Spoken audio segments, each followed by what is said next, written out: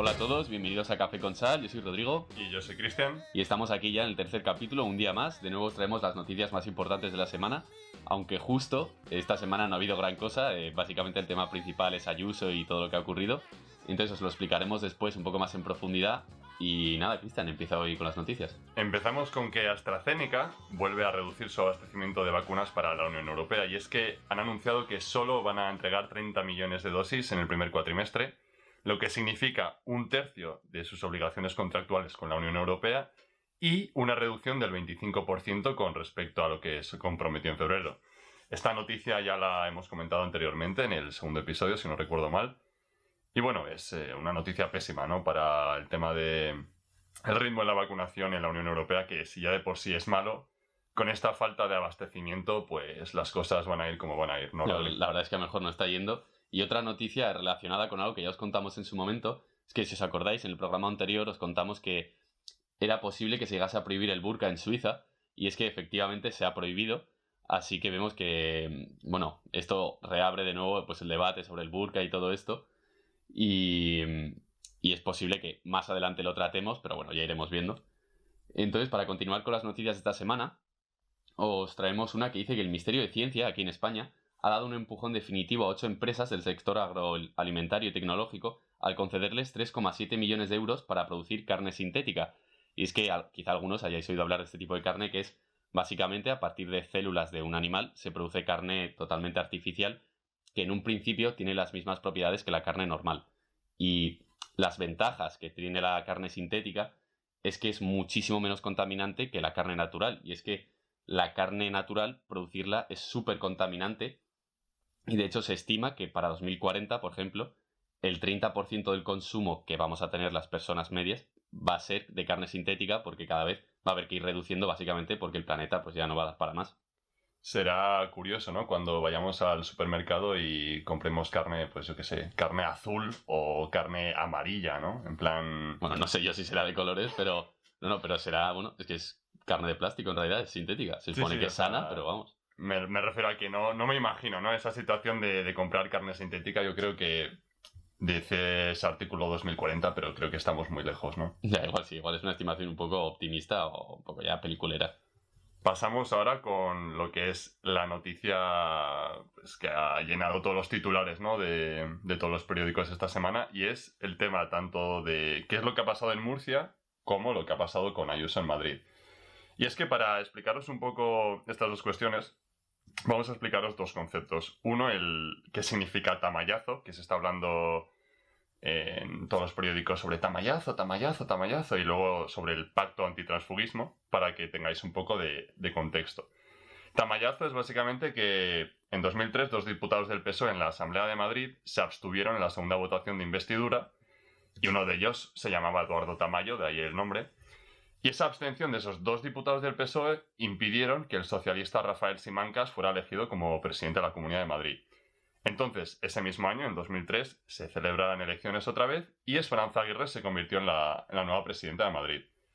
Por otro lado, el otro concepto que queríamos explicaros es lo del pacto antitransfugismo, que se está hablando mucho también. Es básicamente un pacto entre partidos políticos, que no tiene ningún tipo de trascendencia ni jurídica ni legal, que define al tránsfuga como representante político que se aparta del criterio fijado por los órganos competentes del partido por el que fue elegido, y en este pacto los partidos se comprometen a impedir la utilización de tránsfugas para constituir, mantener o cambiar las mayorías de gobierno. Bien, entonces, ahora metiéndonos en lo que ha ocurrido en Murcia, básicamente la mañana del miércoles se registra una moción de censura contra el presidente murciano, que la firman 23 diputados, 17 del PSOE y 6 de Ciudadanos, y 2 días después, este mismo viernes, 3 de esos diputados de Ciudadanos aparecieron junto a López Miras, que es el presidente de la comunidad de Murcia, anunciando que no iban a votar en contra de esa moción de censura decidida por su partido. Y esto no solo se ha quedado en Murcia, sino que ha tenido consecuencias en Madrid, ¿no, Rodrigo? Eso es, porque esto viene a ser una especie de culebrón político que es bastante largo y del que hemos tenido que ir tirando el hilo para poder explicarlo bien. Y es que una vez ocurrió esto en Murcia, el miércoles llegó a Madrid a Ayuso, que como ya sabéis es de lo que se está hablando todo el rato, y es que Ayuso convoca elecciones y disuelve las cámaras para evitar esta supuesta o posible moción de censura, es decir, ve lo que ocurre en Murcia y para evitar que le caiga encima a ella también, disuelve las cámaras y convoca elecciones. ¿Qué ocurre cuando pasa esto? Que Más Madrid pone una moción de censura que en un principio ya tenían redactada en septiembre, han avisado y tal, y el PSOE también pone otra moción de censura frente a esta acción de Ayuso. ¿Y qué ocurre con Arrimadas, que es la líder de Ciudadanos? ¿Qué tiene que decir de todo esto? ¿Efectivamente iban a poner una moción de censura? ¿No? Pues ella acusa a Ayuso porque dice que Ciudadanos no tenía pensado interponer ningún tipo de moción de censura en Madrid y que es simplemente una medida para disolver el gobierno y esto es una mera excusa. Además dice que el martes habló tras lo de Murcia y tal, habló con Pablo Casado para decirle que esto no iba a ocurrir en Madrid, que no se asustasen. Esto no está confirmado, pero bueno, son palabras de Arrimadas.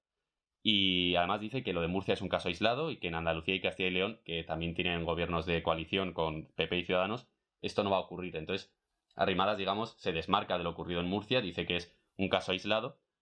Y claro, esto nos deja un panorama de qué va a ocurrir, Chris. ¿Va a haber moción de censura? ¿No va a haber? ¿Cómo está la cosa? Claro, ahora mismo, si no recuerdo mal, el Tribunal Supremo está decidiendo sobre si esa disolución de la Asamblea de Madrid ha sido legítima o si no tiene, digamos, no es conforme a ley. Y este domingo va a decidirse sobre si va a haber finalmente elecciones en Madrid o si se van a tramitar estas mociones de censura y la Asamblea de Madrid va a seguir. Entonces tenemos esos dos escenarios, ¿no? Si se hace una moción de censura en Madrid, probablemente se termine con el gobierno de Ayuso y salga un gobierno normalmente, en teoría, presidido por el PSOE, o que básicamente el Tribunal Supremo dé por buena esa disolución de la Asamblea de Madrid y vayamos a elecciones en las que, según las primeras encuestas que han salido, pues el PP aumentaría el número de diputados que consiguieron en las elecciones anteriores. Eso es, claro, para cuando escuchéis esto ya sabréis un poco qué es lo que ha pasado, pero de esta manera podéis entender un poco cuál es el trasfondo de todo lo que ha ocurrido, porque, como ya he dicho antes, es que ha sido un culebrón. Y la cosa ahora básicamente está en el aire y es la moción de censura está justificada o no puede ser justificada, no es válida por la disolución de las cámaras. Hay opiniones que dicen que sí, porque la moción de censura lo que pretende es el control del gobierno. Entonces no puedes disolver las cámaras para que no se controle al gobierno. Y hay quien dice que no, que como has disuelto el gobierno, pues no puedes presentar mociones de censura. Entonces, pues las cosas están ahora sí un poco en el aire. Y eso, como ya he dicho, pues cuando escuchéis esto ya sabéis un poco qué es lo que ha pasado. Y ya dejando de lado un poco todo el tema de Ayuso, que muchos nos pedíais que hablásemos de esto, vamos a pasar con una noticia que nos da pie, además, a hablar del debate de hoy, y es que en México se ha legalizado la marihuana para uso recreativo y para uso medicinal, y es que este es uno de los países que se suma pues, a la legalización de la marihuana, como puede ser pues, Uruguay, etcétera.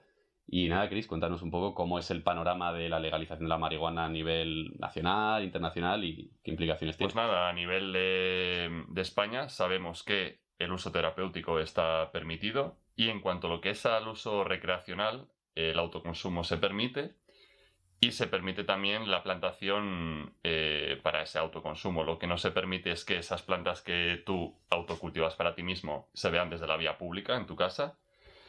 Y lo que viene a ser el tema de llevar gramos dentro, o sea, en plan, ir por la calle con, yo qué sé, 100 o 200 o 300 gramos de marihuana, pues obviamente está permitido porque siempre se fija ciertos criterios y ciertas cantidades para asegurarse que lo que lleves por la calle es para autoconsumo. Luego, eso a nivel de España. Tenemos otros países a nivel internacional que han legalizado tanto el uso recreativo como el uso terapéutico a todos los niveles, como puede ser en Países Bajos con el caso de Ámsterdam. Luego tenemos Uruguay que en 2013, si no recuerdo mal, la legalizaron completamente.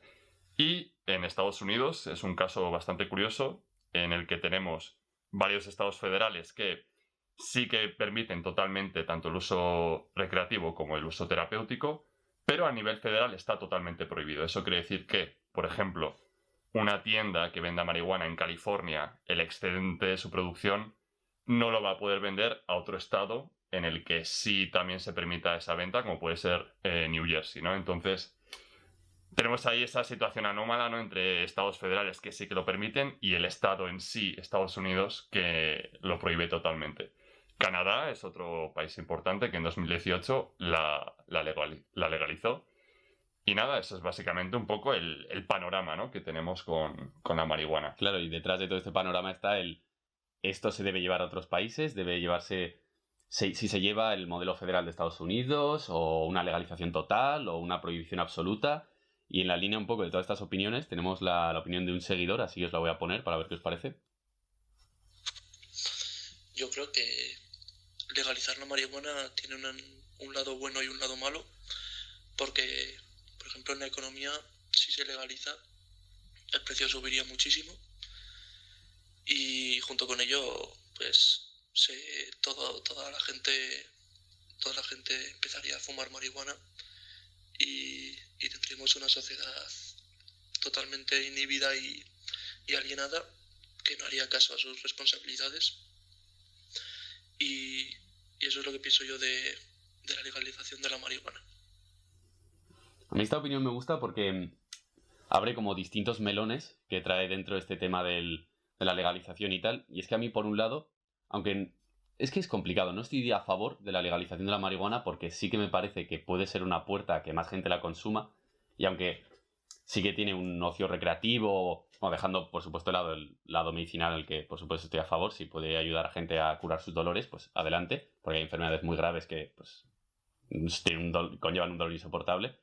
Pero ya desde un lado recreativo, me parece que aunque la gente se divierta y pueda ser divertido y tal, me parece que la marihuana causa muchos más problemas de soluciones que te da, o alegrías, o entretenimiento. Y sí que me parece que el legalizar la marihuana puede abrir un poco esa puerta a que más gente la consuma, porque es algo regulado. Si es algo legal, ¿por qué no lo vas a probar?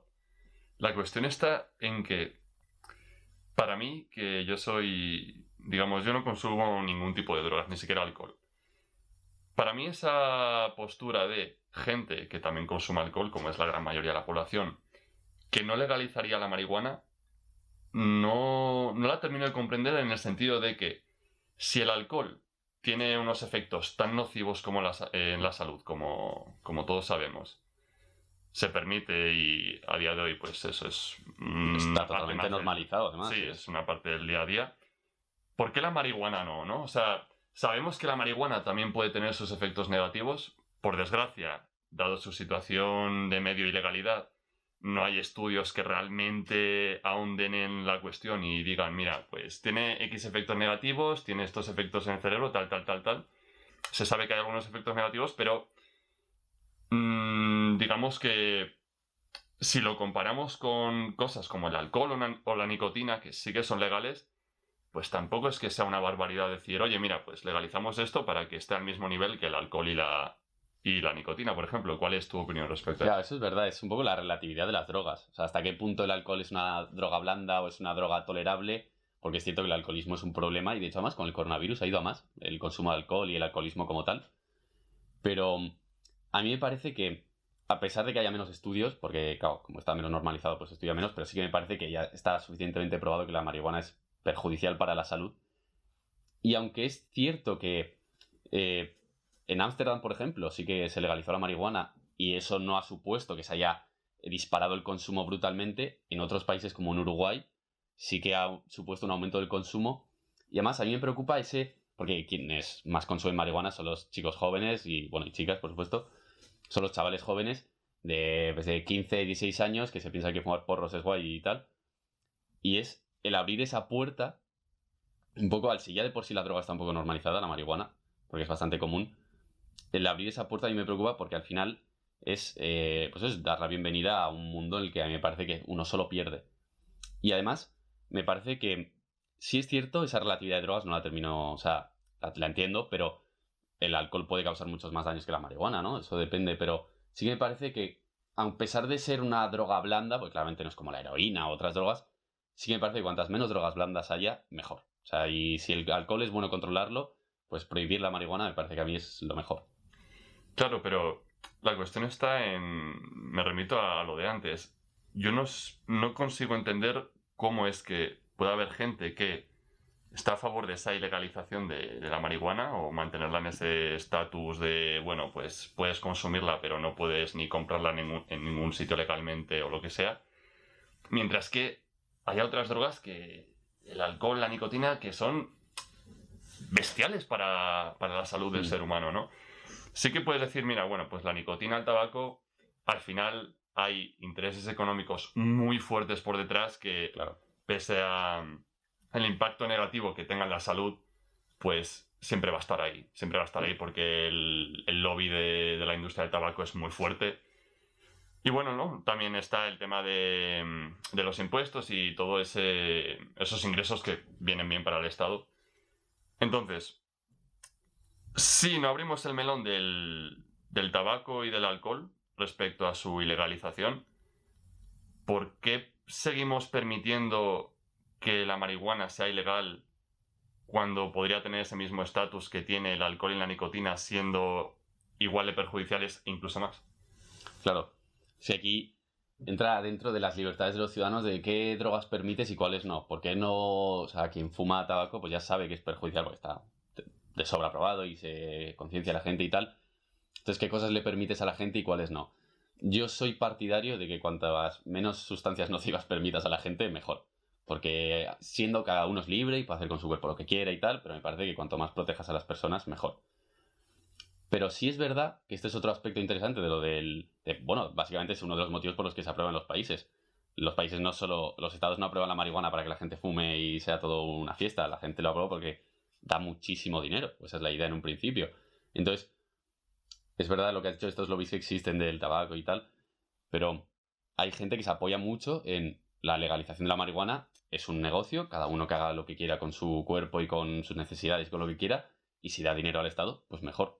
¿A ti qué te parece? ¿Está justificado o no?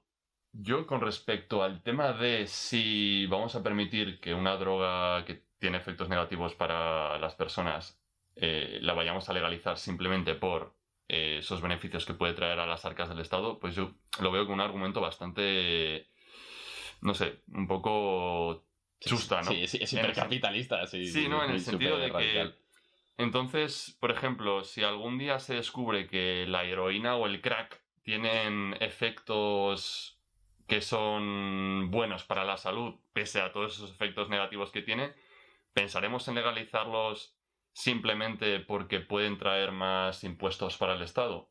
Yo creo que quizás la cuestión va por donde apuntabas tú antes, ¿no? Si el Estado debe o no regular lo que el individuo puede dejar de hacer o hacer, ¿no?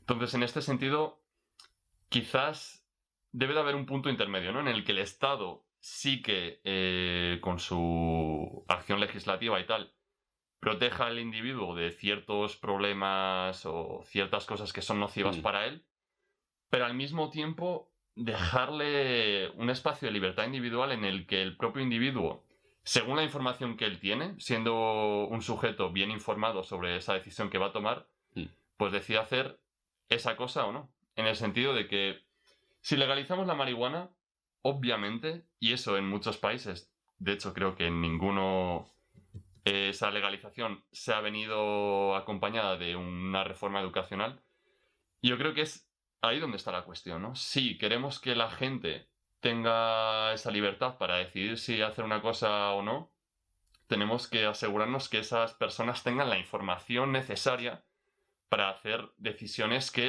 de las que después no se arrepientan, ¿no? Sobre todo con cosas que son tan negativas como el uso de las drogas. Sí, es verdad todo esto que estás diciendo, y me parece que define perfectamente la situación en que se ha quedado, que es súper ambigua. Pues hay quien está a favor porque, pues eso, lo compara con otras drogas porque tampoco es para tanto, o quien dice que yo soy un individuo libre y debo hacer lo que quiera, y si quiero drogarme, me quiero drogar, hay información de sobra y hago lo que quiero. Pero yo me remito básicamente a lo que he dicho en un principio, y es, si esa legalización de la marihuana puede abrir la puerta a que la gente descubra el mundo de las drogas, yo lo prohibiría. Porque las drogas, sí es cierto que tienen sus efectos y la gente puede divertirse, o bueno, ya dejando por supuesto eso, al lado el lado medicinal, me parece que por si acaso cuanto más se cierre esa puerta, mejor, porque bastantes problemas tenemos ya. No digo que por legalizar la marihuana esto vaya a ser un mundo de yonkis, Pero bueno, cuanto más cerremos esa puerta, yo creo que mejor. Entonces yo creo que más o menos hemos tratado un poco así el tema por encima, por pues, cómo están las cosas, porque en España se habla de legalizar la marihuana, pero no hay una propuesta de momento seria ni que esté prevista que llegue a ningún punto. Sí, básicamente yo creo que cerrando un poco el debate, mi opinión, mi postura es que sí estaría a favor de la legalización de la marihuana por varios aspectos, pero esa legalización debe ir de la mano de una reforma educacional, en el sentido de que si nosotros queremos que los ciudadanos tengan esa libertad para tomar la decisión de fumarte un porro o no, o, por ejemplo, en el caso del alcohol, si fuese ilegal, tomarte un cubata o no, pues que sepas realmente qué efectos está teniendo en tu cuerpo. Sí. Y eso, ¿no? En plan, las consecuencias de tomar esa decisión. Porque aquí no estamos hablando de un mundo en el que, no, bueno, pues el Estado te deja hacer lo que quiera y tal, y por lo tanto es un mundo de yuppie. Obviamente, yo creo que debe de haber una cierta participación del Estado en, digamos, prevenir esos riesgos para las personas y en educar a las personas para que tomen esas decisiones correctas, ¿no? Sí, desde luego la educación tiene que ser la base de básicamente, de la sociedad de por sí, y cuanto más informada esté, mejor. Pero de nuevo, ahora el debate ya sale de aquí. Cristian y yo ya hemos dicho todo lo que podíamos decir y os llega a vosotros. Si tenéis alguna opinión acerca de la legalización de la marihuana, ya sabéis que nos lo podéis hacer llegar a través de Instagram o YouTube o lo que queráis. Así que nada, Chris, pasa ahora con la recomendación cultural y a ver qué traes para nosotros esta semana. Pues nada, la recomendación cultural de esta semana es un podcast de Huberman Lab Podcast, que es básicamente un podcast de neurociencia que lo lleva Andrew Huberman. Y este personaje es un profesor de neurobiología y oftalmología en la Escuela de Medicina de Stanford, o sea, un tío que sabe de lo que habla. Y entre las diferentes cuestiones que trata en su podcast está el tema de la calidad del sueño y el tema de cómo mejorar tu capacidad cognitiva, ¿no? Pues a la hora de, por ejemplo, estudiar, prepararte para exámenes y tal. Os recomendamos esto porque vivimos en una sociedad en la que a muchas personas, y me incluyo yo personalmente, nos cuesta tener un hábito, digamos, sano y constante de un sueño, pues un sueño normal, ¿no? Lo que debería ser tú tumbarte en la cama a X horas, yo que sé, a las 10 o 11 de la noche y dormir tus 7 u 8 horas tranquilo para así poder rendir en el día, ¿no? Entonces, eso, esta recomendación va para que podáis mejorar vuestra calidad de sueño y por otro lado para que con las diferentes cuestiones que os explica Andrew Huberman sobre qué impactan el estudio, qué podéis hacer para mejorar vuestra capacidad de memorización y tal, pues os podáis mejorar en esos dos aspectos, ¿no? En vuestras vidas. No, la verdad es que es interesante porque básicamente dormir bien es la base de todo. Si no has dormido bien, tienes un día de mierda, eso lo sabemos todos. Y además, no creo justamente que este neurocientífico que dices vaya a proponer fumarse un porro para dormir, posiblemente. No, lo dudo mucho. Además, eso ya sabéis, que ahí tenéis, pues si no os gusta escuchar podcast que no sea el nuestro, pues ahí tenéis post en Instagram para leeroslo e informaros un poco. Y hasta aquí ha llegado el programa de esta semana, chicos. Sí, no tenemos nada que decir. Esperamos que os haya molado el episodio. Recordad, como siempre, que en Instagram podéis decirnos cualquier sugerencia, crítica o recomendación que nos queráis hacer. Eso es. Y nada, pues nosotros ya cerramos aquí y hasta la próxima semana. Nos vemos la semana que viene. Muchas gracias por todo.